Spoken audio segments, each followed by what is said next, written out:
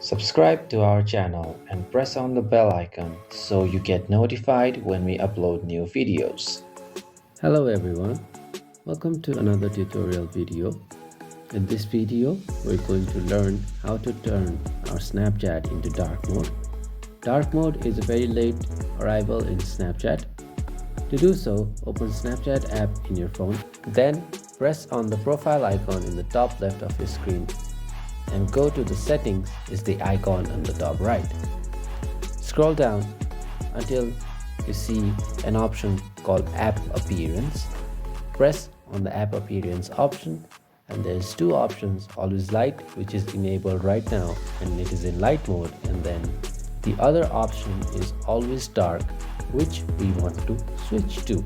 So press on the always dark option, and to get dark mode enabled and applied, you'll need to restart your application. So press on restart now. Once it's done, your Snapchat is now dark mode. Everything you use and all the backgrounds will be dark, and in this way you can enable dark mode on Snapchat. If you found this video helpful, do not forget to drop us a like and we'll see you in the next one. Thank you for watching.